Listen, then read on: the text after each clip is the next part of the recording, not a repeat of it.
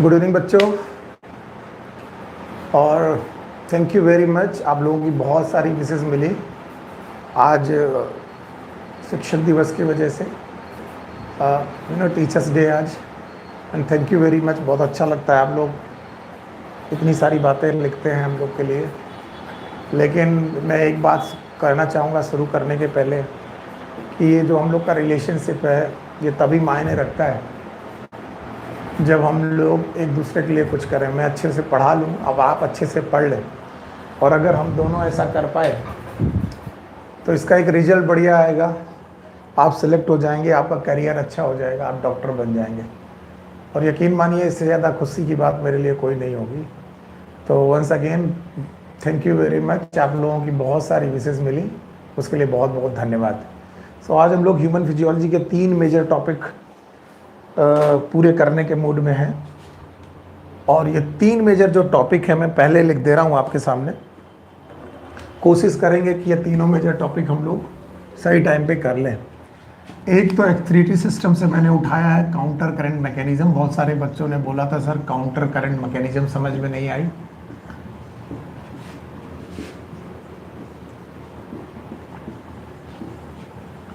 पहला टॉपिक ये है जो मैं डील करने की कोशिश करूंगा।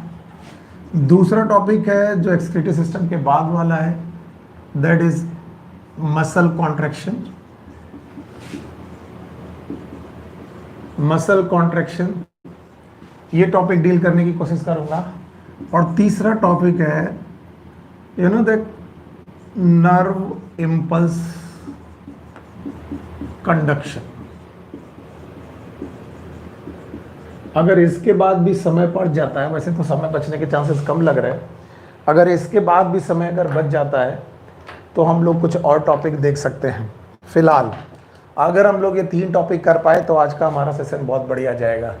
ये तीनों टॉपिक बड़े खतरनाक तरीके के हैं, काफ़ी इनका कॉम्प्लेक्स मैकेनिज्म रहता है, और इसी वजह से कई बार पढ़ाने के बावजूद भी आप लोगों को इनमें थोड़ा थोड़ा दिक्कत आता रहता है। तो चलिए सबसे पहले अपन काउंटर करंट मैकेनिज्म के बारे में बात करते हैं। ओके, तो चलिए यहाँ पर मैं काउंटर करंट मैकेनिज्म के बारे में कुछ बातें आपके सामने शेयर करता हूँ। पहली बात, ये जो काउंटर करंट मैकेनिज्म है इससे जुड़े हुए 2-3 सवाल हैं जो आपको एज इट इज़ आने चाहिए। पहली बात, ये यूरिन कंसंट्रेशन की मैकेनिज्म है। ये बात क्वेश्चन के रूप में पूछी जाएगी। ये टॉपिक जितना कॉम्प्लेक्स है उससे क्वेश्चन उतने ज़्यादा आसान होते हैं, बहुत आसान क्वेश्चन आते हैं इससे। पहली बात तो ये यूरिन कंसंट्रेशन के काम आता है, यानी counter current mechanism urine concentration के लिए की गई है। दूसरा, ये स्पेशल टाइप के नेफ्रॉन की वजह से होता है। It is known as juxtamedullary nephrons.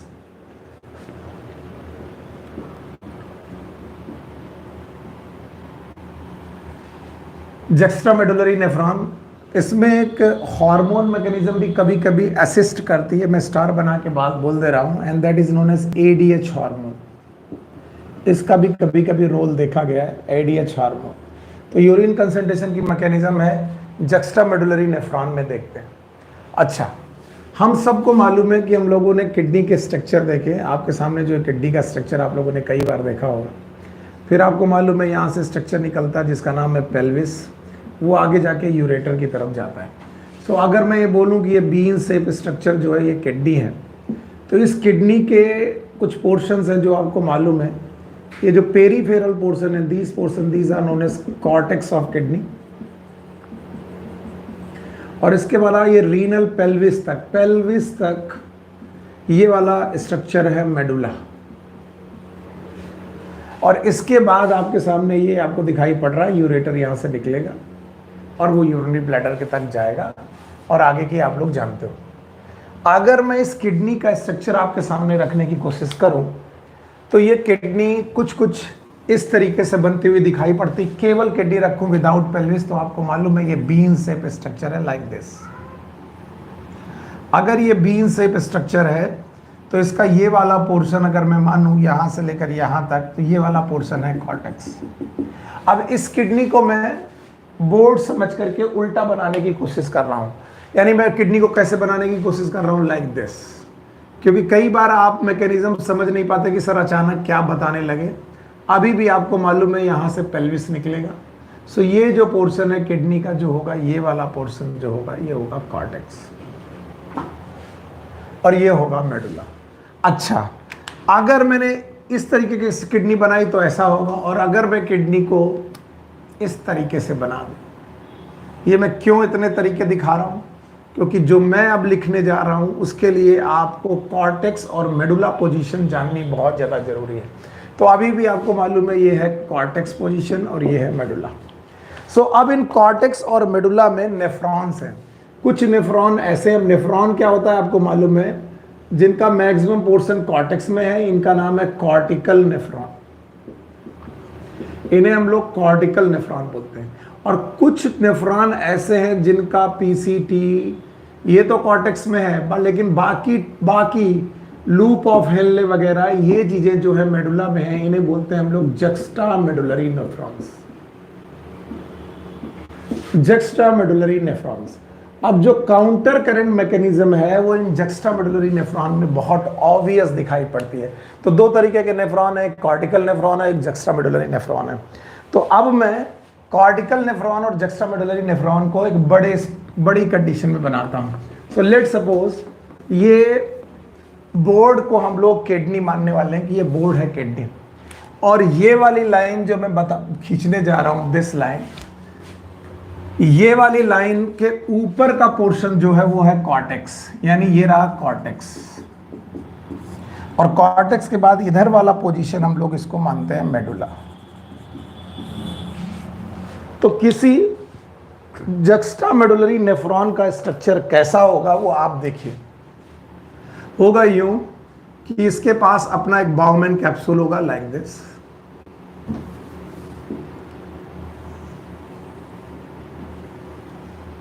बाउमैन capsule के अलावा पीसीटी होगा लाइक दिस। इसके अलावा लूप ऑफ हेनले होंगे जो डीप जाएंगे।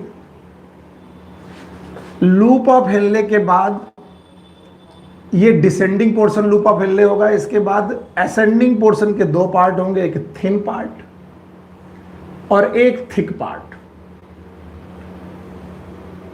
और थिक पार्ट ऑफ नेफ्रॉन के बाद यहां पर होगी डीसीटी।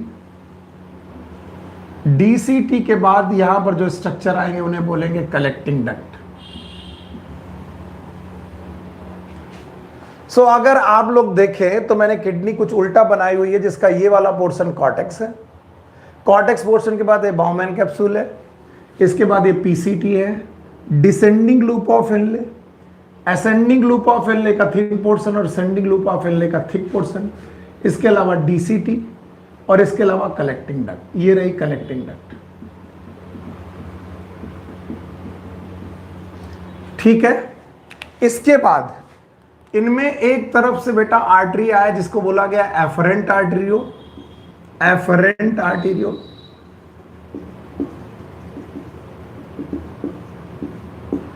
एफरेंट आर्टरियोल ने यहां पर बेटा नेटवर्क बनाया है कैपिलरी का, and that network capillary is known as glomerulus.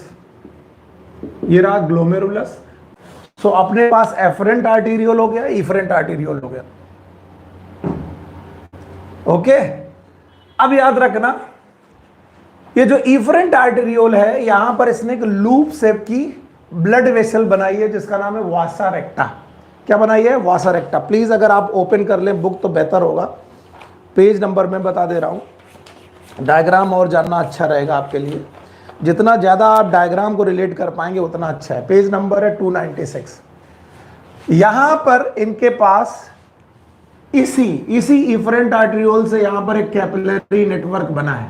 उस कैपिलरी नेटवर्क को अगर मैंने यहीं सुपर इंपोज कर दिया तो बड़ा मुश्किल हो जाएगा, तो मैं उस कैपिलरी नेटवर्क को यहां पर बनाने की कोशिश करता हूं। Let's suppose that is the capillary network. ये रहा कैपिलरी नेटवर्क, और इस कैपिलरी नेटवर्क में से ये जो मेन कैपिलरी यू शेप है जो मैंने ब्लू कलर की बनाई है, इट इज अ वासा रेक्टा।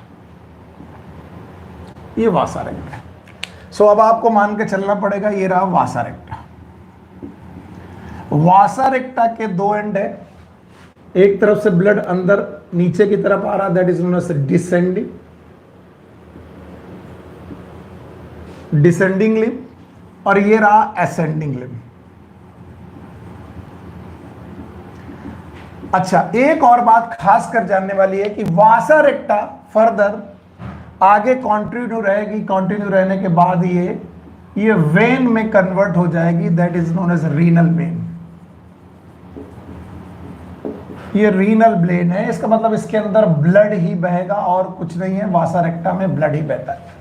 अच्छा, अब आपके पास देखने की चीजें हैं, ये रहा आपका पीसीटी में एक एक करके लिखता जा रहा हूं, प्रॉक्सिमल कन्वोल्यूटेड ट्यूब्यूल, ये descending loop of Henle, descending loop of Henle, ये असेंडिंग लूप ऑफ हेनले, ये है डीसीटी और ये है कलेक्टिंग डक्ट। और इसके ऊपर वाला पोर्शन है कॉर्टेक्स और इसके नीचे वाला पोर्शन है मेडुला। अगर आपको कहीं पर भी दिक्कत आए तो आप एक किडनी कुछ ऐसे बना के देख लीजिए कि कहां पर बातें चल रही। ये रही वो किडनी का पोर्शन और बातें बेटा यहां पर चल रही है, कुछ ऐसे ऐसे चल रही है, कुछ ऐसे चल रही है, ये चल रही है। यानी कि ये वाला पोर्शन रीनल पेल्विस की तरफ है, मेडुला की तरफ है, ये वाला पोर्शन रीनल पेल्विस की तरफ है। अब हम सब लोग जानते हैं कि यहां से आता है ब्लड एफरेंट आर्टेरियोल, ये ब्लड आया, यहां से ब्लड जाता है, यहां से भी ब्लड गया, लेकिन ब्लड आने और जाने के बीच में यहां पर फिल्टरेशन होता है, ग्लोमेरुलाई में फिल्टरेशन होता है, तो यहां पर बनता है फिल्टरेट। और याद रखना, ये फिल्टरेट का अपनी एक ऑस्मोटिक कंसंट्रेशन होती है जो लगभग 300 ऑस्मोलैरिटी की वैल्यू की, 300 यूनिट ऑस्मोलैरिटी की वैल्यू की होती है, और पूरा प्लाज्मा 300 ऑस्मोल का है, यानी ये भी 300 पोर्शन का है, ये भी 300 पोर्शन का है, ये 300 मिली ऑस्मोल आप लोग यहां पर देख रहे हैं, यूनिट मान के चलिए। तो जो ब्लड फिल्ट्रेट हुआ है उसकी ऑस्मोलैरिटी यहां 300 मिली ऑस्मोलैरिटी वाली है, और ये इस तरीके से ब्लड फिल्ट्रेट हो। इसके बाद ये ब्लड जब बेटा धीरे धीरे डिसेंडिंग लूप में जाने लगता है, तो हम देखते हैं कॉर्टेक्स से मेडुला की तरफ चलने पर धीरे धीरे इंटरस्टीशियम यानी कि ये हो गया वासा रेक्टा, ये हो गया लूप ऑफ हेनले, और इनके बीच की जगह का नाम है इंटरस्टीशियम। इस इंटरस्टीशियम की ऑस्मोलैरिटी बढ़ती जाती है, यहाँ 300 है तो यहाँ पर 600 मिली ऑस्मॉल, फिर यहाँ पर 900 मिली ऑस्मॉल, और पेल्विस तक पहुंचते 1200 मिली ऑस्मॉल के लगभग। ये आपकी ऑस्मोलैरिटी बढ़ती हुई जा रही है। यानी कि अगर मैं किडनी से के कॉर्टेक्स से मेडुला की तरफ चलूं तो धीरे धीरे ऑस्मोटिक कंसंट्रेशन बढ़ती जाती है। इसका मतलब ऑस्मोटिक कंसंट्रेशन का मतलब है यहां पर सॉल्यूट कंसंट्रेशन बढ़ती जाती है। अब हो करना क्या है, देखना क्या है। अगर आप कभी भी काउंटर करंट मैकेनिज्म समझना चाहते हैं और सीखना चाहते हैं तो पहली बात काउंटर करंट का मतलब समझे। What is counter current? Counter current का पहला मतलब होता है अगर किसी भी यू टाइप के ट्यूब में, यू प्रकार के ट्यूब में कहीं पर भी फ्लो का जो डायरेक्शन है, फ्लो डायरेक्शन अगर अपोजिट है, तो फ्लो डायरेक्शन जब भी अपोजिट होगा तो इसे काउंटर करंट फ्लो माना जाएगा। जैसे डिसेंडिंग नीचे की तरफ फ्लो हो रहा है, असेंडिंग ऊपर की तरफ फ्लो हो रहा है। यहां वासा रेक्टा में डिसेंडिंग नीचे की तरफ फ्लो हो रहा है, असेंडिंग ऊपर की तरफ फ्लो हो रहा है। और दूसरी बात याद रखनी है कि हम लोग ज्यादातर समय पर, हम टीचर भी ज्यादातर समय पर पढ़ाते वक्त यही सिखाते हैं कि ये काउंटर करंट मैकेनिज्म इन दोनों काउंटर करंट ट्यूब्स के बीच में चल रही है, इन दोनों काउंटर करंट इन दोनों ट्यूब के बीच में चल रही है। लेकिन आपको जानना यह है कि ये ट्यूब और ये ट्यूब भी आपस में काउंटर करंट में है, और ये ट्यूब और ये ट्यूब भी आपस में काउंटर करंट में है। फिर से देखिए, ये वाला ट्यूब और ये वाला ट्यूब आपस में काउंटर करंट मैकेनिज्म शो कर रहा है। काउंटर करंट में, मैकेनिज्म नहीं, काउंटर करंट में। इधर नीचे जा रही, उधर ऊपर जा रही। वासा रेक्टा में यहां पर ब्लड नीचे आ रहा है, ब्लड ऊपर जा रहा है। अब चूंकि इसको सुपर इंपोज नहीं कर सकते वरना दिखाई नहीं पड़ेगा, 3D व्यू नहीं करने के लिए हमें अलग लिख रहा है। ये वाला ट्यूब इस वाले ट्यूब पे काउंटर करंट में है, एंड ये वाला ट्यूब इस वाले के काउंटर करंट के बीच में है। इसका मतलब एक counter current mechanism loop of Henle के बीच में भी चल रही है, लूप ऑफ वासा रेक्टा के बीच में भी चल रही है, वासा रेक्टा के बीच में भी लूप के भी चल रही है, और साथ में वासा रेक्टा और लूप ऑफ हेनले के बीच में भी चल रही है। तीसरी बात याद रखनी है, ये दो बात हो गई, तीसरी बात याद रखनी है कि जब कभी हम लूप ऑफ हेनले और वासा रेक्टर की बात करें तो हम इंटरस्टिशियम को कभी ना भूलें। इंटरस्टिशियम को हम लोग कभी ना भूलें, क्योंकि इस काउंटर करंट मैकेनिज्म में इंटरस्टिशियम का बहुत भरपूर रोल है। जो भी चीजें रिलीज होंगी पहले इंटरस्टिशियम में डाली जाएंगी, इंटरस्टिशियम से या तो वासा रेक्टा उठाएगी या तो वासा रेक्टा से कोई चीज इंटरस्टिशियम में आएगी, इंटरस्टिशियम से लूप ऑफ हेनले उठाएगा। इतना अगर आप याद रख लेते हैं तो मेरा काम बहुत अच्छी तरीके से चलने वाला है। अगर आप इतना याद रख लेते हैं तो बहुत कुछ अच्छे तरीके से चलने वाला है। अच्छा, अब इस काउंटर करंट मैकेनिज्म में मेरे पास लिखने के लिए केवल यही जगह बची, इसलिए मैं यहीं पर लिखूंगा। इस काउंटर करंट मैकेनिज्म में दो मैकेनिज्म चल रही हैं। एक है counter current multiplication, counter current multiplication पहला पॉइंट, पहला काम चल रहा है, और दूसरा काम है counter current exchanger, counter current exchange. याद रखना, इसमें काउंटर करंट मल्टीप्लिकेशन कर रहे हैं loop of Henle, counter current में बेटा कर रहे हैं लूप ऑफ हेनले। अगर ये क्वेश्चन भी सॉल्व कर गए तो काफी है। और काउंटर करंट एक्सचेंज कर रहा है वासा रेक्टा। तो यहां पर काउंटर करंट एक्सचेंजर है वासा रेक्टा और काउंटर करंट मल्टीप्लायर है loop of Henle. And next कुछ बातें, चलिए अब आपको मैं यहां पर वो सारी बातें यहां पर लिख देता हूं। पहली बात, मल्टीप्लिकेशन के 4 रूल हैं जो आपको मालूम होने चाहिए, तभी समझ में आएगा। किसके मल्टीप्लिकेशन के? काउंटर करंट मल्टीप्लिकेशन, यानी लूप ऑफ हेनले की 4 बातें आपको याद रखनी चाहिए। पहली बात, जो डिसेंडिंग लूप ऑफ हेनले है, descending loop of Henle is permeable for water, water impermeable for salts, यानी सोडियम पोटेशियम इन सब के लिए वो इम्परमिएबल होता है। ओके, दूसरी बात याद रखनी पड़ेगी आपको कि जो ये thick ascending loop of Henle है, यहां पर एक्टिव सिक्रीशन ऑफ NaCl होगा। फिर से समझना, पहली बात, यहां से केवल वाटर निकल सकता है, केवल वाटर निकल सकता है, यहां से वाटर निकल सकता है, वाटर निकल सकता है। दूसरा, जो थिक असेंडिंग लूप है, थिक असेंडिंग लूप, इससे एक्टिव एब्जॉर्प्शन, एक्टिव एक्सट्रूशन होता है, एक्टिव एक्सट्रैक्शन होता है ऑफ NaCl, NaCl का एक्टिव एक्सट्रैक्शन होता है NaCl का। तीसरी बात, थिक डिसेंडिंग थिक असेंडिंग से जब भी फ्लूइड DCT की तरफ जाएगा, यहां पर तीसरा रूल लिख दे रहा हूं, वहां जगह नहीं है, वो होगा हाइपोऑस्मॉल।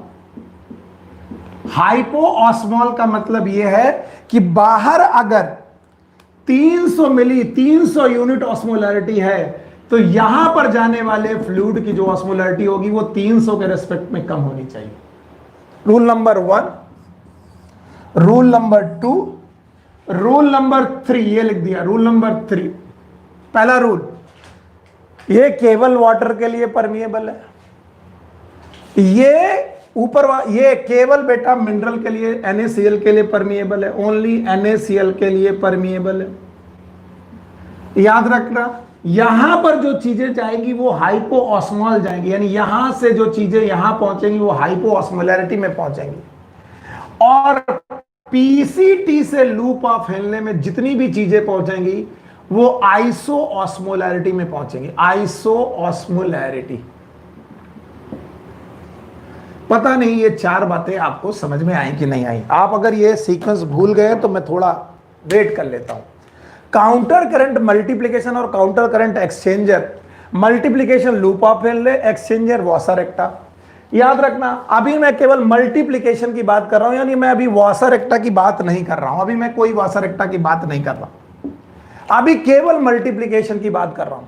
जो काउंटर करंट मल्टीप्लिकेशन है उसके लिए 4 बातें याद रखनी है कि descending loop of Henle is permeable for water, ascending loop of Henle permeable for NaCl, NaCl के लिए परमिएबल है। और याद रखना यहां पर से एक्टिव एक्सट्रूशन होता है, यानी thick descending, thick ascending, descending की बात करें, thick ascending loop of Henle से एक्टिव एक्सट्रैक्शन ऑफ NaCl होता है, और यहां पर जो फ्लूइड पहुंचता है वो हाइपोऑस्मॉल होता है। अब एक एक करके हम भूल जाते हैं हमने कुछ सीखा, हम अपनी मैकेनिज्म शुरू कर दें। यहां पर जो भी फ्लूइड आया उसकी ऑस्मोलैरिटी 300 ऑस्मोलैरिटी है, फिल्ट्रेट हुआ उसकी भी ऑस्मोलैरिटी 300 ऑस्मोलैरिटी है, पीसीटी में जो फ्लूइड गया उसकी भी ऑस्मोलैरिटी 300 ऑस्मोलैरिटी है। और जैसे ही 300 ऑस्मोलैरिटी वाला fluid descending loop of Henle में पहुंचा, बाहर की तरफ ऑस्मोलैरिटी ज्यादा, बाहर की तरफ ऑस्मोलैरिटी ज्यादा यानी बाहर की तरफ कंसंट्रेशन ज्यादा, याद रखना, और बाहर की तरफ कंसंट्रेशन ज्यादा यानी बाहर की तरफ मिनरल्स ज्यादा है। तो या तो मिनरल अंदर जाए, या तो मिनरल अंदर जाए, और या तो वाटर बाहर आए। लोगों को समझ में नहीं आता सर कैसे, फिर एक से बार बताइए।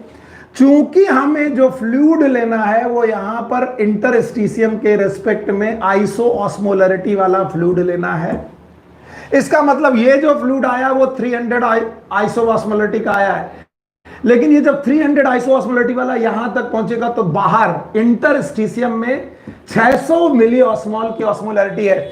600 मिली ऑस्मोल की ऑस्मोलैरिटी, इसका मतलब यहां पर सॉल्ट ज्यादा है, सॉल्ट की कंसंट्रेशन यहां ज्यादा है और यहां कम है, तो या तो सॉल्ट यहां से यहां मूव करे, लेकिन सॉल्ट यहां से यहां नहीं मूव कर सकता क्योंकि ये इम्परमिएबल है फॉर सॉल्ट। तो जब सॉल्ट यहां से यहां नहीं मूव कर सकता तो दोनों में आइसो ऑस्मोलैरिटी आने की कंडीशन कैसे की जाए, हम लोग इससे पानी निकालना चालू कर दें, वाटर निकालना चालू कर दें। और जैसे जैसे हम लोग वाटर निकालना चालू कर देते हैं, जैसे जैसे हम लोग यहां पर वाटर निकालना चालू करते हैं तो इंटरस्टिशियम में पानी भरने लगता है, इंटरस्टिशियम में वाटर भरने लगता है। लेकिन ये जो मटेरियल है, ये मटेरियल है, इससे पानी निकल रही है। अब आप खुद सोचो, एक शरबत है, उस शरबत से जो फिल्ट्रेट है, उस फिल्ट्रेट से तुमने पानी निकालना चालू कर दिया, पानी निकालना चालू कर दिया तो वो फिल्ट्रेट कंसंट्रेटेड होने लगा। इसलिए यहां पर जो भी फ्लूइड पहुंचा वो लगभग 1200 मिली ऑस्मोल का फ्लूइड पहुंचा, 1200 मिली ऑस्मोलैरिटी वाला फ्लूइड पहुंचा, जो कि 300 मिली ऑस्मोलैरिटी का था। चलते चलते वो वाटर निकालता गया, निकालता गया, निकालता गया, निकालता गया, निकालता गया, और उसकी ऑस्मोलैरिटी इस इंटरस्टिशियम के बराबर होनी चाहिए। तो चूंकि जितना पानी निकलता जाएगा, ये जितना पानी निकलता जाएगा उतना ही अच्छा है, पानी निकलता जाएगा, इसका मतलब ये जो फिल्ट्रेट है ये पानी बाहर कर रहा है, और ये जो पानी बाहर कर रहा है वो इंटरस्टिशियम में आ रहा, पानी बाहर करने की वजह से यहां पर कंसंट्रेशन बढ़ती जा रही। अब thin ascending loop of Henle पे आए। थिन असेंडिंग लूप NaCl के लिए या फिर सॉल्यूट के लिए, NaCl के लिए इम्परमिएबल है, परमिएबल लिखा हुआ है, प्लीज इसे इम्परमिएबल लिख दीजिए, सॉरी NaCl के लिए परमिएबल है, सॉरी वाटर के लिए इम्परमिएबल है। वाटर के लिए इम्परमिएबल है तो जैसे जैसे ऊपर की तरफ आप जाने लगेंगे तो आप क्या देखेंगे, अगर ये 1200 है तो ये 900 रहा होगा, यहां पर 600 रहा होगा, फिर 400 रहा होगा, और यहां 300 200 ऐसे रहा होगा। लेकिन जो ये फ्लूइड यहां पर जा रहा है, अब देखिए ये फ्लूइड बहुत कंसंट्रेटेड है। अगर मैं बोलूं यहां का फ्लूइड बहुत कंसंट्रेटेड है, इसका मतलब इसमें सॉल्ट बहुत ज्यादा है, और सॉल्ट बहुत ज्यादा है इसका मतलब है बाहर के रेस्पेक्ट में सॉल्ट बहुत ज्यादा है। अगर बाहर के रेस्पेक्ट में यहां पर सॉल्ट बहुत ज्यादा है तो या तो ये सॉल्ट को बाहर करे, बिल्कुल करेगा बाहर, या फिर ये वाटर को अंदर करे, वाटर के लिए इम्परमिएबल है, सॉल्ट के लिए परमिएबल है, तो Na यहां पर एक्सट्रूड किए गए और Cl अपने आप बाहर निकलने लगे। NaCl यहां से बाहर निकलने लगा और ये NaCl इंटरस्टीशियम में डिपॉजिट होने लगा। ये जो इंटरस्टीशियम में NaCl डिपॉजिट होने लगा, ये NaCl यहां की कंसंट्रेशन को बढ़ाते गया और इस चीज का नाम क्या है? इंटरस्टीशियम। खैर, करते करते फिल्ट्रेट यहां पहुंचा और फिल्ट्रेट जब थिक पोर्शन में पहुंचा तो थिक पोर्शन में से एक्स्ट्रा NaCl निकाल लिए गए, बहुत ज्यादा NaCl निकाल लिए गए। और ये NaCl निकाले जाने का कारण है क्योंकि हमें थिक असेंडिंग लूप में एक्टिव एक्सट्रैक्शन करना है। इसका मतलब है हमने इनको बाहर एक्टिवली निकाला है, एक्टिव ट्रांसपोर्ट करके निकाला है। और बेटा इतना ज्यादा NaCl निकाल लिया गया कि ये NaCl, जो ये NaCl था, इसके निकल जाने की वजह से ये काफी डाइल्यूट हो गया। अगर मैं किसी भी फ्लूइड से सॉल्ट निकालना चालू करूं तो जितना ज्यादा मैं सॉल्ट निकालता चलूंगा उतना ज्यादा ये डाइल्यूट हो जाएगा और इस तरीके से यहां पर जो भी फ्लूइड पहुंचा वो 100 से लेकर 200 मिली ऑस्मॉल का पहुंचा। इसका मतलब हाइपो ऑस्मॉल वाला पहुंचा। अगर आपको इतना समझ में आ रहा है तो देखिए, जो फिल्ट्रेट आया उसकी ऑस्मोलिटी आइसो ऑस्मोलिटी थी कॉर्टेक्स से, उसने बेटा पानी निकालना चालू किया। पानी निकलने की वजह से वो गाढ़ा होता गया। गाढ़ा होने के बाद जब वो ऊपर की तरफ गया, ऊपर की तरफ जाते वक्त जितना ज्यादा ऊपर जाएंगे पर फिर से आपकी जो ऑस्मोलरिटी है वो कम होती जाएगी। कम ऑस्मोलरिटी के रेस्पेक्ट में आपस में इक्विलिब्रियम बनाने के चक्कर में या तो पानी अंदर लाओ, पानी अंदर आ नहीं सकता तो NaCl निकालो, NaCl निकालने लगे, यहां से भी NaCl निकालने लगे। लेकिन थिक असेंडिंग लूप ऑफ हेलने से NaCl को एक्टिवली बाहर निकाला गया। यानी जितना ज्यादा निकालना चाहिए, यानी अगर यहां 400 है तो यहां भी 400 के बराबर होना चाहिए, नहीं और ज्यादा निकाल लिया गया। इतना ज्यादा निकाल लिया गया कि बेटा हाइपो ऑस्मोल फ्लूइड यहां पर पहुंचा। अब ये जो बेटा NaCl और वाटर निकला है, इसको एक्सचेंज करना है, काउंटर करंट एक्सचेंजर। ध्यान सुनिए, अब आएगा पिक्चर में वासा रेक्टा। वासा रेक्टा याद रखना, वासा रेक्टा मैं रेड कलर से यूज कर रहा हूं। वासा रेक्टा इस वाटर को पकड़ेगा, H2O को पकड़ेगा, असेंडिंग वाला वासा रेक्टा वाटर को पकड़ेगा, वाटर को पकड़ेगा, वाटर को पकड़ेगा। जितना भी वाटर है असेंडिंग वाला वाटर को पकड़ेगा और जितना भी वाटर निकला है इस वाटर को ब्लड में ले जाकर के सीधे वेन में पहुंचा देगा। कायदे से बात देखिए, यहां से पानी निकल रहा था, मेरा सबसे बड़ा कंफ्यूजन यही होता था कि ये जो पानी बाहर निकला है वो इंटरस्टिशियम को डाइल्यूट कर देना चाहिए, और अगर इंटरस्टिशियम डाइल्यूट हो गई तो फिर इसकी बेटा ऑस्मोलरिटी कम हो जानी चाहिए। लेकिन ये जो पानी निकला है इसको एक्सचेंज कर लिया, इस पानी को उठा लिया वासा रेक्टा ने, और वासा रेक्टा इस पानी को लेकर के चली गई ब्लड में। यानी ब्लड में पानी वापस, ये देखिए ब्लड था, ब्लड ने ही फिल्ट्रेट किया था, ब्लड से फिल्ट्रेट किया था पानी, पानी को वापस करके ब्लड में पहुंचा दिया। याद रखना NaCl भी निकल रहा है, मैं ब्लैक कलर का पेन यूज कर रहा हूं। इन NaCl को भी पकड़ा डिसेंडिंग लूप ऑफ हेले ने। याद रखना डिसेंडिंग लूप ऑफ हेले ने NaCl को पकड़ा, इस NaCl को भी पकड़ा डिसेंडिंग लूप ऑफ NaCl ने, और इस NaCl को भी पकड़ा डिसेंडिंग लूप ऑफ मतलब डिसेंडिंग लूप ऑफ हेलने ने। और डिसेंडिंग लूप ऑफ हेलने ने इस NaCl को ले जाकर के बेटा टिप के बाद ऊपर ले जाने लगा, और जैसे ऊपर जाने लगा NaCl वापर एक्सट्रूड कर दिया गया, बाहर छोड़ दिया गया। यानी जो NaCl निकला वो वासा रेक्टा तक पहुंचा तो डिसेंडिंग लूप ऑफ हेलने वासा रेक्टा लेकर के उसे भागी, लेकिन एसेंडे उसे बाहर कर दिया। इसका मतलब जो NaCl इंटरस्टिशियम में आया उसे वासा रेक्टा ने एक्सचेंज तो किया, लेकिन फिर से इंटरस्टिशियम में छोड़ दिया। लेकिन जो पानी आया था उसे वासा रेक्टा ने उठाया और लेके चली गई। इसका मतलब एक्स्ट्रा पानी यहां से उठा करके बाहर किया गया, ब्लड में किया गया, लेकिन NaCl यहीं छोड़ा जाता रहा। और जितना ज्यादा NaCl इंटरस्टिशियम में छोड़ा जाता रहा इंटरस्टिशियम उतनी कंसंट्रेट होती रही, और इंटरस्टिशियम जितनी ज्यादा कंसंट्रेट होती रही, ऑस्मोलैरिटी उस इंटरस्टिशियम की उतनी ज्यादा बढ़ती रही। और जितनी ज्यादा इंटरस्टिशियम की ऑस्मोलैरिटी बढ़ती रही, आप ध्यान से देखिए, जितनी ज्यादा इंटरस्टिशियम की ऑस्मोलैरिटी बढ़ती रही, उतना ज्यादा पानी यहां निकलता रहा, और जितना ज्यादा पानी निकलता रहा वाटर में जाता रहा, पानी निकलता रहा ब्लड में जाता रहा। तो ज्यादा से ज्यादा पानी निकालने के लिए, यूरिन से ज्यादा पानी निकाल के ब्लड में भेजने के लिए, इस इंटरस्टिशियम की ऑस्मोलैरिटी जितनी ज्यादा होगी, पानी उतना ज्यादा निकलेगा।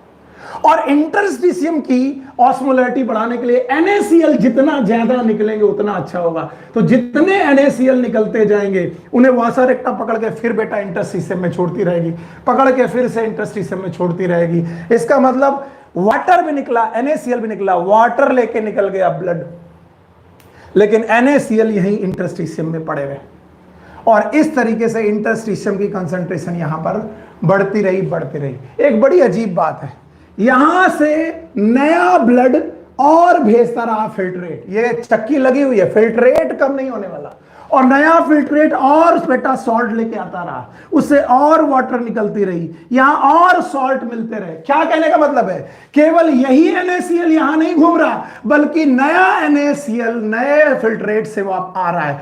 और मान लीजिए 10 यूनिट NaCl यहां था, 3 यूनिट NaCl और ट्रैप हो गया, अब हो गया 13 यूनिट NaCl, फिर से नया NaCl आया, 2 यूनिट और ट्रैप हो गया, अब हो गया 15 NaCl, और आया 17 NaCl। इसका मतलब जितना ज्यादा फिल्ट्रेट आता रहेगा, नया NaCl आता रहेगा, नया NaCl निकलता रहेगा, उसका एक्सचेंजमेंट होता रहेगा, और हो करके यहीं पर बेटा NaCl बढ़ता रहेगा। पानी भी निकल रहा, लेकिन उस पानी को उठाकर वासा रेक्टा ब्लड में पहुंचाती रहेगी। तो याद रखना, जितना ज्यादा फिल्ट्रेट आएगा, उतना उसका NaCl यहां से निकाल दिया जाएगा। अब एक और काम है, एक काम क्या है कि इस कलेक्टिंग ट्यूब में यूरिया भी है। याद रखना, ये यूरिया थोड़ा बहुत रिलीज कर दी जाएगी इंटरस्टिशियम की तरफ, और जैसे इंटरस्टिशियम की तरफ यूरिया रिलीज कर दी जाएगी, इस यूरिया को पकड़ेगा, याद रखना, इस यूरिया को पकड़ेगा असेंडिंग लूप ऑफ हेनले। तो urea ascending loop of Henle में पकड़ेगा, लेकिन जो यूरिया, जितनी यूनिट यूरिया कलेक्टिंग डक्ट ने यहां पर छोड़ी, उतनी यूनिट बेटा असेंडिंग लूप में नहीं जाएगी। मान लीजिए 10 यूनिट 100 यूनिट यहां से चली, तो पता मान लीजिए लगभग 70 यूनिट यहां छूट गई, 30 यूनिट यूरिया यहां पर सर्कुलेट होने लगी। इसका मतलब एक यूरिया का भी पूल इंटरस्टिशियम में बनता जाएगा। इसका मतलब यूरिया भी इंटरस्टिशियम की कंसंट्रेशन बढ़ाती जाएगी, और जैसे बेटा यूरिया की कंसंट्रेशन बढ़ती जाएगी, वैसे वैसे इंटरस्टिशियम की कंसंट्रेशन बढ़ती जाएगी। तो अब आप देखिए, हर बार नया NaCl मल्टीप्लाई कौन कर रहा है, फिल्ट्रेट, और फिल्ट्रेट से ये NaCl निकाल कौन रहा है, असेंडिंग लूप ऑफ हेनले। इसका मतलब असेंडिंग लूप ऑफ हेनले हर बार नए NaCl को मल्टीपल कर देता है, नए NaCl को इंटरस्टिशियम में छोड़ता है। तुम कहोगे नए कैसे? मान लीजिए ये NaCl यहां छोड़ा गया, इसको पकड़ के वासा रेक्टा लेके गई, वासा रेक्टा लेकर के वापस इंटरस्टिशियम में छोड़ गई, लेकिन ये NaCl तो यहीं आ गया, लेकिन नया फिल्ट्रेट और आ रहा है, और नए NaCl और आ रहे हैं, वो भी नए NaCl इसमें एक्सचेंज होने लगे, फिर से नए NaCl आए, वो फिर से यहां पर एक्सचेंज होने लगे, और इस तरीके से exchange multiply, exchange multiply, exchange multiply चलता रहा। और इस मल्टीप्लाई और एक्सचेंज के चक्कर में इंटरस्टिशियम का कंसंट्रेशन बढ़ता रहा, और जितना ज्यादा इंटरस्टिशियम का कंसंट्रेशन बढ़ता रहा, उस कंसंट्रेशन के साथ आइसोऑस्मोलिटी के चक्कर में उतना वाटर निकलता रहा, और उस वाटर को पकड़ के वासा रेक्टा ब्लड में लेती जाए। याद रखना, क्यों? क्योंकि ये अल्टीमेटली बनाएगा यूरिन। अगर हमने यूरिन से पानी नहीं निकाला है, तो याद रखना वो यूरिन डाइल्यूट हो जाएगा, लेकिन जो फिल्ट्रेट यूरिन बनाने जा रहा था, उस फिल्ट्रेट से हमने पानी निकाल के कहां पर डाल दिया, ब्लड में। इसका मतलब हमारे ब्लड में पानी बढ़ गया और हमारे यूरिन में पानी कम हो गया, और इस तरीके से हमारा यूरिन जो रहा वो कंसंट्रेट हो गया।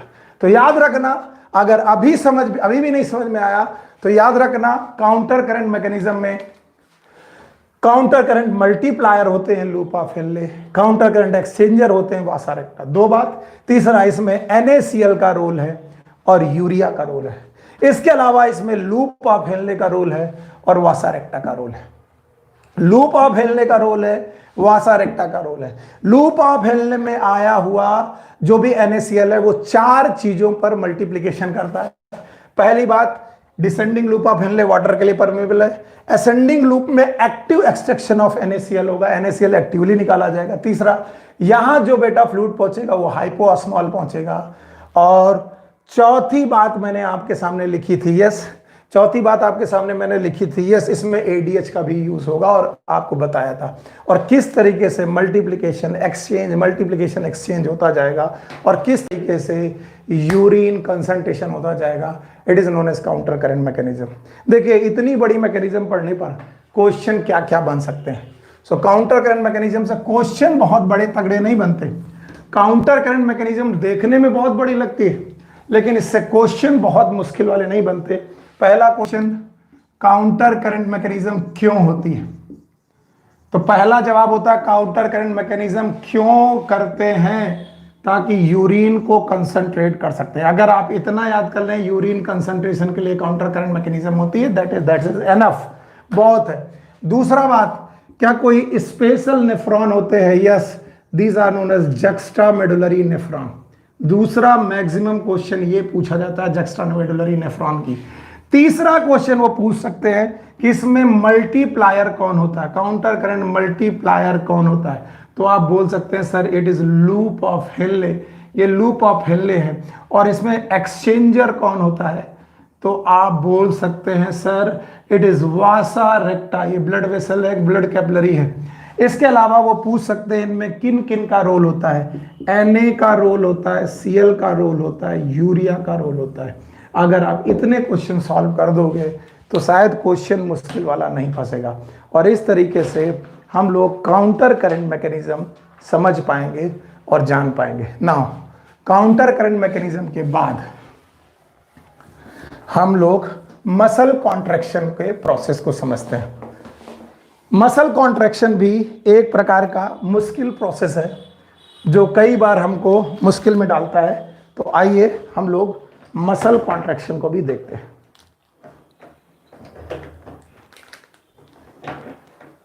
ओके,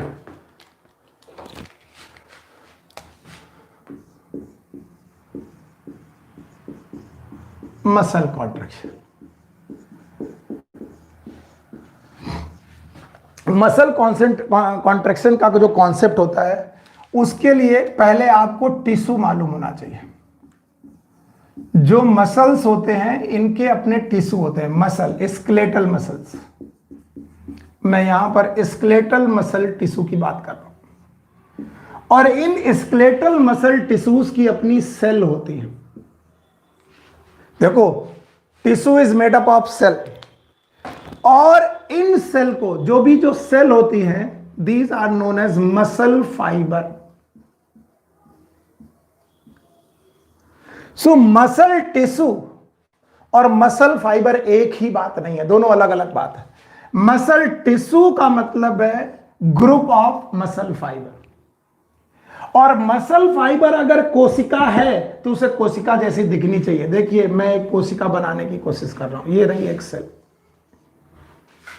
सेल के चारों तरफ एक होता है बेटा प्लाज्मा मेम्ब्रेन, प्लाज्मा लेमा बोलते हैं इसे, प्लाज्मा लेमा। तो ये रही प्लाज्मा लेमा। मैं अभी सेल बना रहा हूं, अभी मैं मसल फाइबर नहीं बना रहा। इसके अलावा यहां पर होते हैं न्यूक्लियस। सर न्यूक्लियस लिख दिया। इसके अलावा इस सेल में होता है साइटोप्लाज्म। सर जी हमने साइटोप्लाज्म लिख दिया। किसी भी कोशिका में प्लाज्मा लेमा हो सकती है, न्यूक्लियस हो सकता है, साइटोप्लाज्म हो सकता है। इसके अलावा इंडोप्लाज्मिक रेटिकुलम, इंडोप्लाज्मिक रेटिकुलम हो सकते हैं, ER। इसके अलावा माइटोकॉन्ड्रिया हो सकते हैं। मसल फाइबर भी एक प्रकार की कोशिका ही है, बस आप डिफरेंस देखिए। इसकी प्लाज्मा लेमा को हम लोग बोलते हैं सार्कोलेमा। अंतर देखिए, जो प्लाज्मा लेमा थी, plasma lemma in this fiber is known as sarcolemma. अंतर देखिए, साइटोप्लाज्म को यहां पर हम लोग बोलते हैं सार्कोप्लाज्म, न्यूक्लियस को हम यहां पर न्यूक्लियस ही बोलते हैं, ईआर को यहां पर हम लोग बोलते हैं, एंडोप्लाज्मिक रेटिकुलम को बोलते हैं सार्कोप्लाज्मिक रेटिकुलम, और माइटोकॉन्ड्रिया को यहां पर भी हम लोग माइटोकॉन्ड्रिया ही बोलते हैं। तो सर अगर ये नॉर्मल सेल है तो ये डिफर क्यों है, क्यों इसका नाम मसल फाइबर है? यस, ये काम की बात है, ये जानना चाहिए हमें कि इसका नाम मसल फाइबर क्यों? क्योंकि इस मसल फाइबर के अंदर फाइब्रिल्स पाए जाते हैं।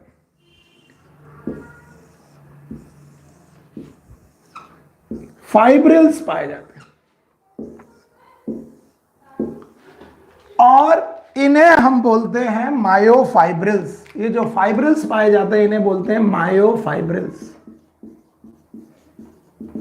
और ये जो मायोफाइब्रिल्स होते हैं, इन मायोफाइब्रिल में पाया जाता है मेनली एक्टिन एंड मायोसिन नाम की प्रोटीन।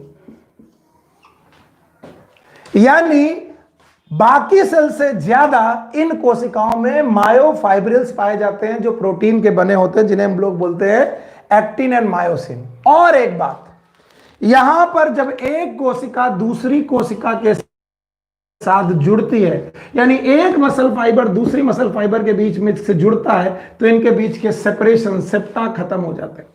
और सेप्टा खत्म होने की वजह से जो ये मसल फाइबर होते हैं, इनके अंदर के जो फाइब्रिल्स होते हैं, यहां पर मल्टीपल न्यूक्लियस पाए जाते हैं, बहुत सारे न्यूक्लियस पाए जाते हैं, सेप्टा नहीं होता है।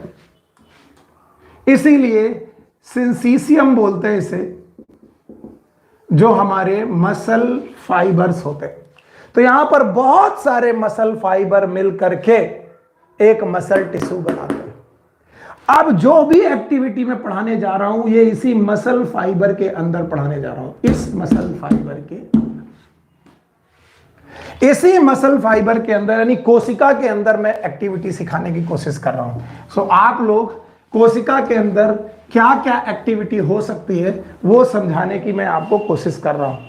प्लीज इसे ध्यान से समझिएगा और जानने की कोशिश करिएगा कि मैं कहना क्या चाह रहा हूं और आपको क्या क्या मालूम होना चाहिए। देखिए भाई, लेट सपोज कि ये है सार्कोलेमा, जो मैंने बनाई ये है सार्कोलेमा। लेट सपोज ये भी सार्कोलेमा है। ओके, मान लेता हूं कि इनमें न्यूक्लियस हैं, बहुत सारे छोटे छोटे न्यूक्लियस, जो मैं बार बार बनाऊंगा नहीं, यहां पर बहुत सारे न्यूक्लियस है, सार्कोप्लाज्मिक न्यूक्लियस। ओके, इसके बाद इसके अंदर साइटोप्लाज्म है, इसके अंदर एंडोप्लाज्मिक रेटिकुलम है, इसके अंदर और भी बहुत सारी चीजें हैं, लेकिन इसके अंदर पाए जा रहे हैं मायोफाइब्रिल्स। अब आप ध्यान से देखिएगा, मायोफाइब्रिल्स में से दो तरीके के मायोफाइब्रिल्स हैं, एक का नाम है एक्टिन और दूसरे का नाम है मायोसिन। याद रखना, एक्टिन फिलामेंट है, उनमें प्रोटीन पाई जा रही लाइक दिस।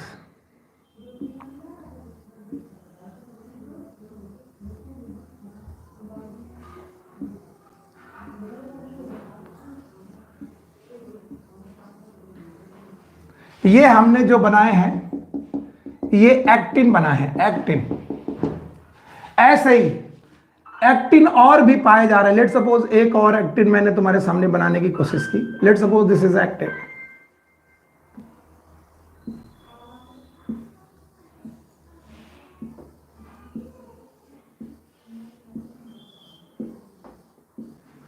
ये रहे वो एक्टिन।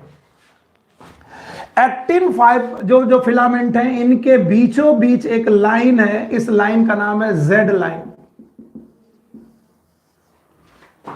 इस लाइन का नाम भी है जेड लाइन। ऐसा माना जाता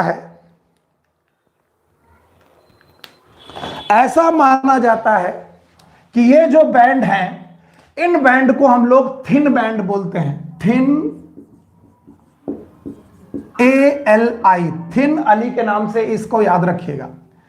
याद रखना, A for actin, L for light band, ये जो बैंड बन रहा है, इस बैंड को हम लोग बोलते हैं लाइट बैंड। और I for isotropic band, isotropic band, या फिर इसे हम लोग आई बैंड भी बोलते हैं, आई फॉर आइसोट्रॉपिक। बीच में बेटा एक और बेटा प्रोटीन है, इस प्रोटीन की एक लाइन है जिसका नाम है एम लाइन, इसका नाम है एम लाइन। इस एम लाइन से बेटा मायोसिन फिलामेंट निकल रहे हैं, मायोसिन फिलामेंट निकल रहे लाइक दिस।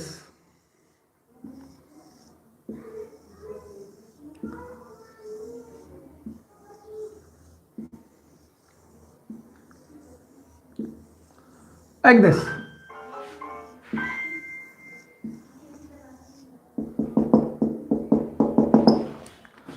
बस डायग्राम बनाने की वजह से ही थोड़ा इसमें टाइम लगता है। लाइक दिस, याद रहेगा, याद रखेगा। ये जो वाले बैंड हैं जिनको मैंने ब्लैक कलर से बनाया है, इन बैंड के बीचों बीच एक लाइन है, जैसे यहां पर एक लाइन है जेड लाइन, यहां पर एक लाइन है जेड लाइन, जेड लाइन के दोनों तरफ एक्टिन, इस जेड लाइन के दोनों तरफ एक्टिन, इस एम लाइन के दोनों तरफ बेटा मायोसिन फिलामेंट है। मायोसिन फिलामेंट को याद रखने के लिए आप याद रखिएगा थिक एमडीए। इस बैंड को हम लोग थिक बैंड बोलते हैं, थिक कंडीशन में होता है। एम फॉर मायोसिन बोलते हैं, डी फॉर डार्क बैंड बोलते हैं, और ए फॉर एनाइसोट्रॉपिक बैंड बोलते हैं। और कई बार इसे ए बैंड के नाम से भी जानते हैं, ए बैंड के नाम से भी जानते हैं। अब आप देखेंगे कि इसका बहुत सारा एरिया वो जो है वो बेटा इसके साथ एक्टिन का मायोसिन के साथ जुड़ा हुआ एरिया है, लाइक दिस। ऐसे यहां पर एरिया है, लेकिन इसका बहुत सारा एरिया ऐसा भी है जो बेटा एक्टिन के अंदर नहीं है। That zone is known as H zone. अगर आप अपनी बुक में ध्यान से देखेंगे, it is known as H zone, it is known as H zone. याद रखना, दो जेड लाइन के बीच की दूरी को हम लोग बोलते हैं सार्कोमियर। क्यों? क्योंकि इनमें प्लाज्मा मेम्ब्रेन नहीं होती डिफरेंशिएट करने के लिए कि एक सेल कहां है, दूसरी सेल कहां है, तीसरी सेल कहां है, ये सिंसीसियम होती है। तो ये जो बेटा लेंथ होती है, दो जेड लाइन की बीच की लेंथ होती है, इसे हम लोग बोलते हैं sarcomere. And it is a functional unit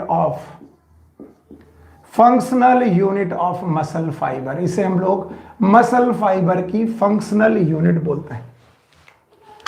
अगर आप इतना सीख चुके हैं तो फिर अब आपको इनके मॉलिक्यूलर पॉलीमराइजेशन को भी सीखना पड़ेगा। तो पहले आप मुझे बताएं आप क्या क्या सीख चुके हैं। पहली बात, मसल टिश्यू एक अलग बात है। Muscle tissue is made up of muscle fibre.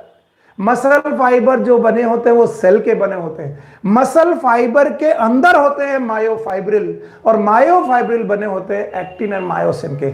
तो ये जो आपके सामने है, दीज आर मसल फाइबर, और मसल फाइबर के बीच में एक्टिन एंड मायोसिन के बैंड हैं। चूंकि इनमें एक्टिन और मायोसिन के अल्टरनेट बैंड पाए जाते हैं, इनमें स्ट्राइसन्स पाए जाते हैं, एक लाइट बैंड, फिर डार्क बैंड, फिर लाइट बैंड, फिर डार्क बैंड। इसीलिए ऐसी मसल को हम लोग स्ट्रिप्ड मसल बोलते हैं, या फिर इसी मसल को हम लोग स्ट्राइटेड मसल भी बोलते हैं। ये वो मसल्स हैं जिनमें स्ट्रिप्ड पाई जाती है, लाइनें पाई जाती हैं, light band, dark band, light band, dark band के। अब ये जो लाइट बैंड है ये बने हैं एक्टिन के, और जो डार्क बैंड है ये बने हैं मायोसिन के। याद रखना, बोर्ड में मुझे ये पोजीशन फिर से दोहरानी पड़ेगी अगली बार जब मैं बनाऊंगा। सॉरी,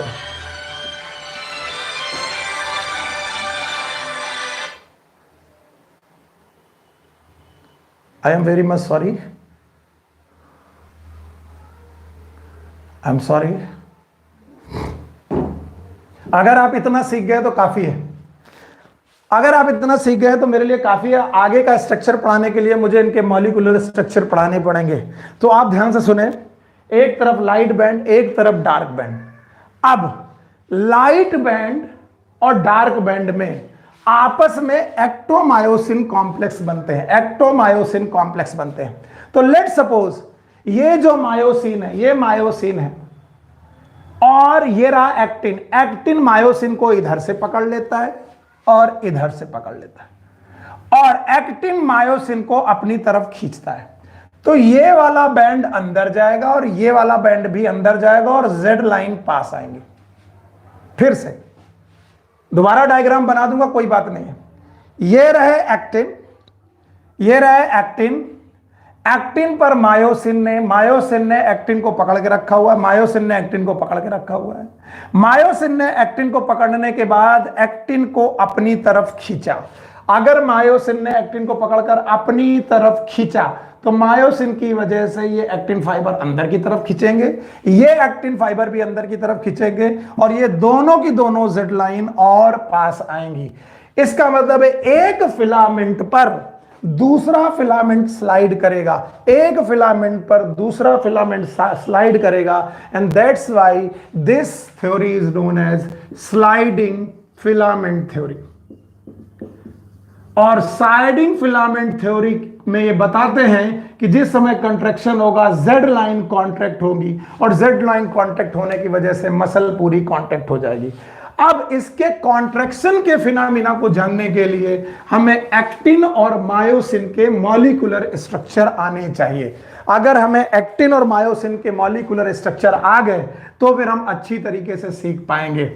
देखिए, इस तरफ मैं आपको एक्टिन के स्ट्रक्चर समझाने की कोशिश कर रहा हूं, और इस तरफ मैं आपको मायोसिन के स्ट्रक्चर समझाने की कोशिश कर रहा हूं। एक्टिन और मायोसिन के स्ट्रक्चर अगर आपको समझ में आ जाते हैं तो आपका काफी कुछ काम बन जाएगा। ठीक है, ध्यान से देखते जाइए। पहले ध्यान से देखिए, एक्टिन। एक्टिन का जो यूनिट है it is known as G actin. G actin का मतलब होता है globe like actin, globular actin.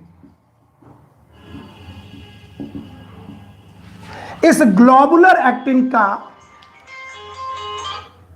अरे यार लोग क्लास लेता हूं, प्लीज फोन मत किया कीजिए, मेरा फोन होने की वजह से डिस्टरबेंस आता है। ये जो जी एक्टिन है ये मिल करके फाइबर लाइक स्ट्रक्चर बनाते हैं।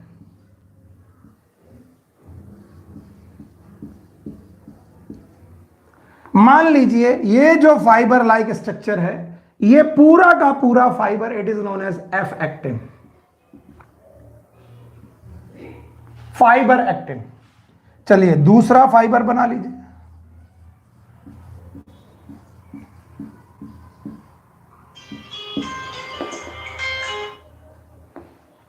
मेरा फोन मत करिए आप लोग, इसी फोन से नेट चलता है, मैं उसे बंद नहीं कर सकता।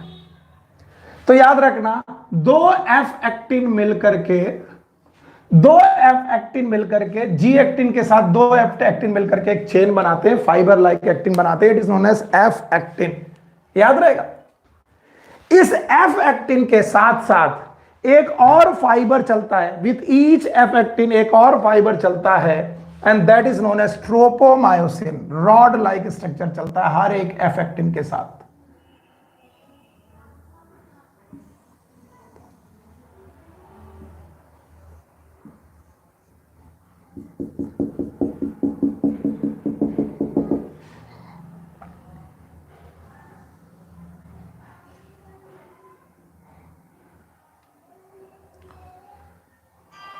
I am sorry.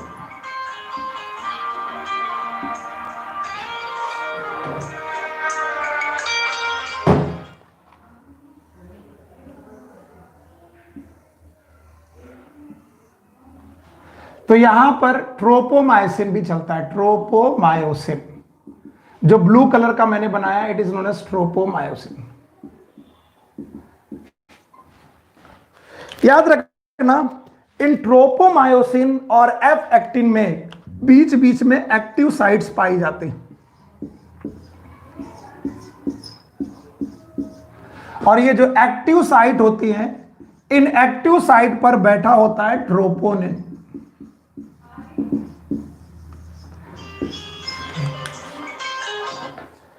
भाई यार मैं क्लास में हूं, तुमको 3 बार फोन काट चुका हूं, तुम फोन क्यों बार बार कर रहे हो? मैं क्लास में हूं भाई। बिना डांट खाए सुनते नहीं। ये रहा ट्रोपोनिन। ट्रोपोनिन उन एक्टिव साइट पर बैठा हुआ है जिन एक्टिव साइट पर आकर के मायोसिन जुड़ना चाहता। तो ट्रोपोनिन हो गया, ट्रोपोमायोसिन हो गया, एफ एक्टिन हो गया। ये पूरा एक्टिन फिलामेंट या फिर आई बैंड की कहानी। ठीक, इसके बाद मायोसिन के बारे में देखो। मायोसिन जो बने होते हैं, they are made up of meromyosin, meromyosin. और किसी भी एक मीरोमायोसिन का दो पार्ट होता है। इस पार्ट को हम लोग बोलते हैं हेड, फिर इसको बोलते हैं आर्म, और इसके बाद इस वाले पोर्शन को हम लोग बोलते हैं टेल। और याद रखना, एक जगह पर एक बार में दो पॉलीमराइजेशन होते हैं, दो पॉलीमर बन जाते हैं इनके, मीरोमायोसिन। तो दो मीरोमायोसिन में से ये वाला पार्ट है हैवी वाला, HMM, हैवी मीरोमायोसिन, और ये वाला पार्ट है, it is known as light meromyosin, LMM। याद रखना, आपको लगेगा कि सर ये तो पॉलीमर नहीं हुए, तो दो ही मॉलिक्यूल हुए। ठीक है, अब दो मॉलिक्यूल यहां पर जोड़िए। देखिए ये रहे दोनों मॉलिक्यूल के,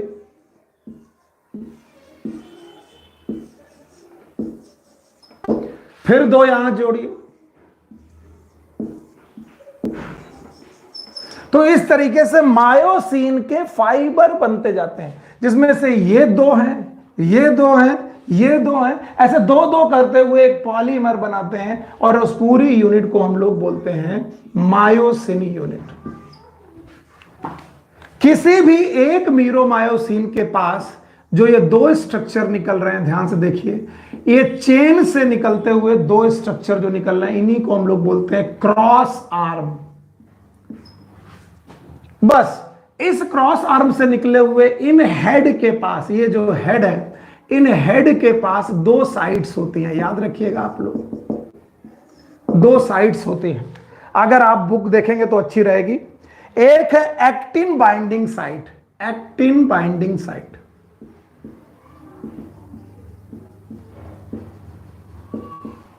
और दूसरा है एटीपी बाइंडिंग साइट। क्यों? क्योंकि ये जो हेड पोर्शन होता है, ये एटीपी एज एंजाइम की तरह काम करता है, यानी एक ऐसे एंजाइम की तरह काम करता है जो एटीपी के काम में है। तो याद रखना, यहां पर एक्टिन बाइंडिंग साइट भी होगी, एटीपी बाइंडिंग साइट भी होगी, एक्टिन बाइंडिंग साइट भी होगी, एटीपी बाइंडिंग साइट भी होगी। जो एक्टिन मैंने आपके सामने अभी ग्रुप में बनाई थी, फाइबर में बनाई थी, उन एक्टिन को आप जब मॉलिक्यूलर फॉर्म में देखेंगे तो देखेंगे दो एफ एक्टिन है की फाइबर है। हर एक एफ एक्टिन में ग्लोबुलर एक्टिन है, और याद रखना उन्हीं के साथ ट्रोपोमायोसिन है। ट्रोपोमायोसिन के साथ साथ बीच बीच जगह पर कहीं कहीं पर जुटे हुए हैं ट्रोपोनिन। ट्रोपोनिन उस एक्टिव साइट पर है जहां पर एक्टिन आकर के जुड़ना चाहता है। तो इस एक्टिन पर ये मायोसिन जुड़ेगा। तो एक्टिन और मायोसिन को जोड़ने के लिए मायोसिन के पास एक्टिन बाइंडिंग साइट होती है, और इस एक्टिन बाइंडिंग साइट के बगल में एटीपी बाइंडिंग साइट होती है, और वो एटीपी बहुत जरूरी होती है ताकि इनके बीच में क्रॉस ब्रिज बन सके। तो अगर आप मायोसिन की बात करेंगे तो मायोसिन को बनाने के लिए मीरोमायोसिन है। मीरोमायोसिन के दो मॉलिक्यूल में एक है हेड, आर्म और टेल। हेड, आर्म और टेल, हेड, आर्म और टेल, हेड, आर्म और टेल मिलकर के बहुत सारे मीरोमायोसिन मिलकर के मायोसिन बनाते हैं। उनमें से हेड बाहर निकलते जाते हैं। हेड जो बाहर निकलते जा रहे हैं, इन निकलते हुए हेड को, आर्म को हम लोग क्रॉस आर्म बोलते हैं। किसी भी हेड में हेड वाला पोर्शन है heavy, that is known as heavy meromyosin, और टेल वाला पोर्शन है, हेड और क्रॉस आर्म वाला है हैवी मीरोमायोसिन, और टेल वाला पोर्शन है that is known as light meromyosin और LMM। तो HMM और LMM के बाद ये मायोसिन का स्ट्रक्चर और ये एक्टिन का स्ट्रक्चर है। अब इस एक्टिन और मायोसिन के स्ट्रक्चर को दोबारा लाइट और डार्क बैंड में देखने की कोशिश करिए। अब इसे मैं बार बार नहीं बना पाऊंगा, अब आपको एक बार में समझना पड़ेगा, एक बार में ही समझना पड़ेगा। मान लीजिए ये वो Z लाइन है, और मान लीजिए इस जेड लाइन पर ये है एक्टिन, और इस एक्टिन में ग्लोबुलर एक्टिन, ट्रोपोनिन और ट्रोपोमायोसिन वगैरह है। ये रहा एक्टिन, इस एक्टिन में ट्रोपोनिन, ट्रोपोमायोसिन, ग्लोबुलर एक्टिन है। अब आपको मान के चलना पड़ेगा, मैं 3 बना दे रहा हूं, बहुत है, इसके बाद आप नीचे भी ऐसे सोच लीजिए। एक जेड लाइन आपको इधर भी बना दीजिए, मान लीजिए वो जेड लाइन है, और इस जेड लाइन में ये एक्टिन के फिलामेंट निकले हुए हैं। आपको मालूम है एक्टिन फिलामेंट में ग्लोबुलर एक्टिन होती है, ट्रोपोनिन होती है, ट्रोपोमायोसिन होती है। ग्लोबुलर एक्टिन होती है, ट्रोपोनिन होती है, ट्रोपोमायोसिन होती है, आपको सब कुछ मालूम है जो मैंने अभी भी पढ़ाया। अच्छा, ऐसा नहीं कि इधर नहीं है, इधर भी है, इधर भी है, इधर भी है, ठीक उधर भी है। मैं बहुत सारा स्ट्रक्चर नहीं बना पाऊंगा, टाइम कंज्यूमिंग। इसके बाद बीच में मैंने एम लाइन आपको बना के दी थी, ये एम लाइन थी, और इस एम लाइन में ये क्रॉस ब्रिज वाले स्ट्रक्चर देखो, सॉरी एक बार में बनाते। मान लीजिए ये क्रॉस ब्रिज हेड वाला पोर्शन है, ये वाला भी हेड वाला पोर्शन है, ये वाला भी हेड वाला पोर्शन है, ये वाला भी हेड वाला पोर्शन है, लाइक दिस। जो हैवी मीरोमायोसिन में से पार्ट निकला था वो हेड वाला पोर्शन। ठीक इसी तरीके से यहां पर देखिए, हेड क्रॉस आर्म निकली हुई, ठीक इसी तरीके से यहां देखिए क्रॉस आर्म निकली हुई। आप ध्यान से देखेंगे, आप हो क्या रहा है, अगर आप भूले नहीं है तो यहां पर ट्रोपोनिन ट्रोपोमायोसिन वाला जो स्ट्रक्चर था वो नहीं है, यहां पर क्रॉस ब्रिज बना हुआ है। पर इस जगह पर ट्रोपोनिन ट्रोपोमायोसिन जुटी हुई है, इस जगह पर ट्रोपोनिन ट्रोपोमायोसिन लगी हुई है, इस जगह पर ट्रोपोनिन ट्रोपोमायोसिन लगी है, इधर ट्रोपोनिन पे ट्रोपोमायोसिन लगी हुई है, इस तरीके से लगी हुई है। अब ये एक मसल फाइबर है, इस मसल फाइबर का इनर्वेशन नर्व से है, नर्व से। नर्व ने एक स्टिमुलस दिया मसल को कि मसल कॉन्ट्रैक्ट हो। याद रखना, ये मोटर जंक्शंस बनाते हैं, आपको याद रखना पड़ेगा। तो नर्व ने, आपने सोचा कि मेरी मसल कॉन्ट्रैक्ट होनी चाहिए, तो नर्व ने एक मैसेज ला करके मसल फाइबर के पास छोड़ा। जो ये नर्व का इंपल है जब मसल के पास गया तो मसल गई सार्कोप्लाज्मिक रेटिकुलम के पास, सार्कोप्लाज्मिक रेटिकुलम, और सार्कोप्लाज्मिक रेटिकुलम के पास जो इंपल्स गया उसकी वजह से यहां खूब सारे कैल्शियम निकले, और जो ये खूब सारे कैल्शियम निकले, इन कैल्शियम को देख करके जो ट्रोपोनिन था वो वहां से हट गया, और अगर ट्रोपोनिन वहां से हट गया तो एक्टिव साइट खाली हो गई। ट्रोपोनिन अगर वहां से हट गया तो एक्टिव साइट खाली हो गई। ट्रोपोनिन हट करके कहां गया, ट्रोपोनिन ने कैल्शियम के साथ कॉम्प्लेक्स बना दिया। तो जैसे जैसे बेटा स्टिमुलस आता जाएगा, कैल्शियम निकलता जाएगा, उस कैल्शियम के साथ ट्रोपोनिन का कॉम्प्लेक्स बनता जाएगा। वही ट्रोपोनिन, जब याद करें एफ एक्टिन के बाद ट्रोपोमायोसिन, ट्रोपोमायोसिन के बाद ट्रोपोनिन लगे हुए थे एक्टिव साइट पर, एक्टिव साइट खाली हो जाएगी। इन एक्टिव साइट को खाली देखकर, अब आपको याद रखना पड़ेगा, इन एक्टिव साइट को खाली देखकर वो जो हेड थे, अगर आप भूले नहीं हो, तो उनमें एक एक्टिन बाइंडिंग साइट थी। एक्टिन बाइंडिंग साइट से वो एक्टिन के साथ बंद हो जाएंगे, और एक्टिन के साथ बंद करने के लिए इन्हें एटीपी की जरूरत पड़ेगी, एटीपी की, और उस एटीपी का हाइड्रोलिसिस होगी। हाइड्रोलिसिस का मतलब है एटीपी टूट कर बनाएगी एडीपी एंड इनऑर्गेनिक फॉस्फेट, और इस तरीके से एक बॉन्ड बनेगा, एक्टिन मायोसिन का कॉम्प्लेक्स बनेगा, that is known as actomyosin complex. अगर एक्टोमायोसिन कॉम्प्लेक्स इधर बना है तो बच्चों एक्टोमायोसिन कॉम्प्लेक्स इधर भी बनेगा, और अगर एक्टोमायोसिन कॉम्प्लेक्स इधर भी बनेगा तो दोनों तरफ के एक्टोमायोसिन कॉम्प्लेक्स बनने के बाद ये हेड अपने ए बैंड की तरफ मुड़ेंगे। तो ये था ए बैंड। ए बैंड का मतलब डार्क बैंड, यानी सेंटर ऑफ ए बैंड की तरफ खींचे जाएंगे, और जैसे ही सेंटर ऑफ ए बैंड की तरफ खींचे जाएंगे, actin filament actin filament proceed होगा इधर की तरफ, ये वाला एक्टिन फिलामेंट प्रोसीड होगा इधर की तरफ, और जो ये जेड लाइन थी इस एक्टिन फिलामेंट की वजह से अपनी पोजीशन चेंज कर देगी। चेंज कर देगी मतलब कांटेक्ट हो जाएगी, और इस वजह से यहां पर होगा मसल कॉन्ट्रैक्शन। इसे हम लोग मसल कॉन्ट्रैक्शन के नाम से जानते हैं। और इस तरीके से मसल कॉन्ट्रैक्शन में क्या क्या हो सकता है वो मैंने समझाने की कोशिश की। हो सकता है आपको बहुत अच्छा समझ में ना आया हो, so I am very much sorry. जितना हो सकता है केवल रिवीजन ही हो सकते हैं। अगर थॉरो आपको कभी पढ़ना है उसके लिए आपको फुल क्लास लेनी पड़ेगी, जिसकी वजह से मैं कह सकता हूं कि ये टॉपिक जो है अपने आप में बड़े मुश्किल वाले होते हैं। ठीक है, आप मेरी हालत देख रहे हैं और लाइट भी काफ़ी देर से नहीं आ रही है, किसी तरह इन्वर्टर चल रहा है। सो आई एम सॉरी, अब मैं क्लास छोड़ रहा हूँ क्योंकि मेरे को काफ़ी पर्सपिरेशन फील हो रहा। तब तक के लिए take care, good luck, bye bye.